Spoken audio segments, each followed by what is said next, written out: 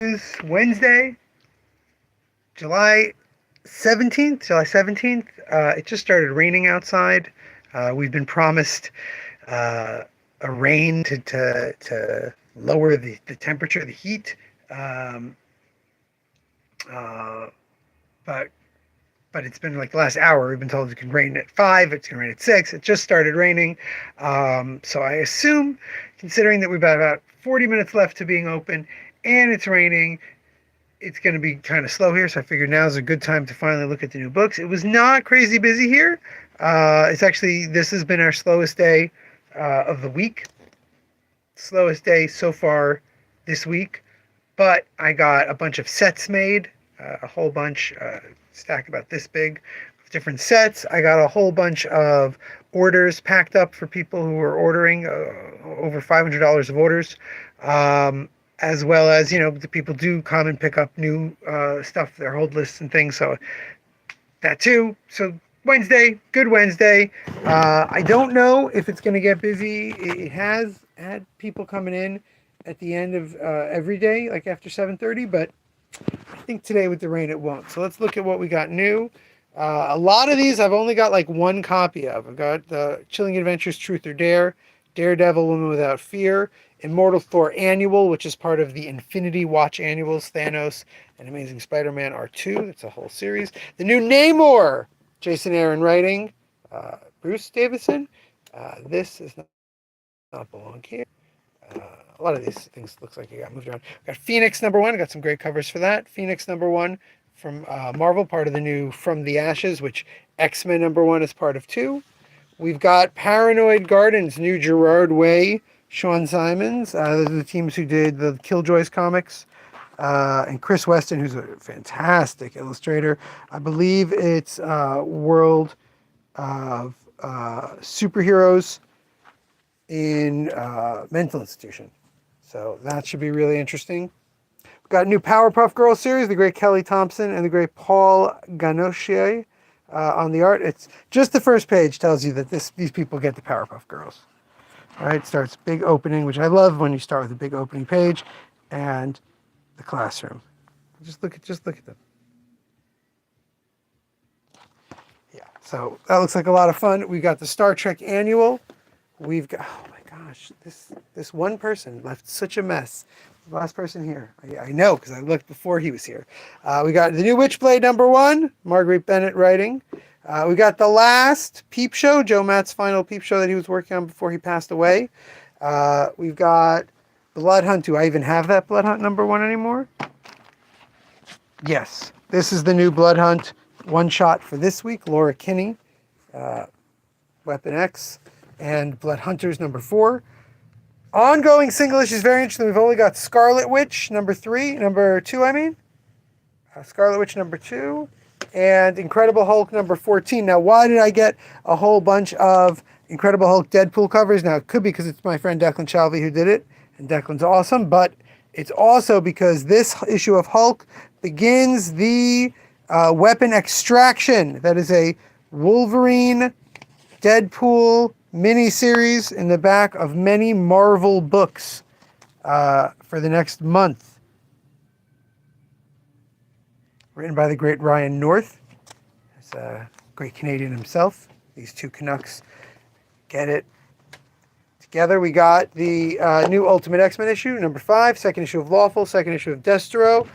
We've got Steve Urana's books, which I posted about yesterday, self-published person we're carrying now, and The Artist's Guide to Not Starving, a illustrated cookbook. So we've got a whole bunch of great stuff out, but still kind of a small week if you think about it, right? That's 3 rows. I usually have at least 4. So a little bit of a small week, but still not nothing. We've got 3 books that we did not have out yesterday. Let's go look at those. Who wants to see my face? Let's look at this beautiful comic shop.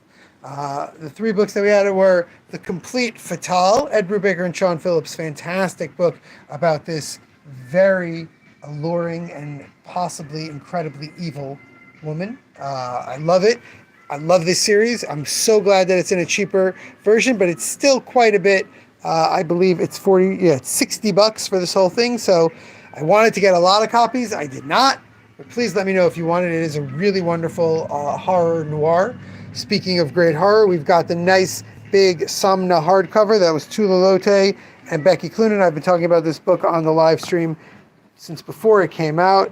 Beautiful book, beautiful paper.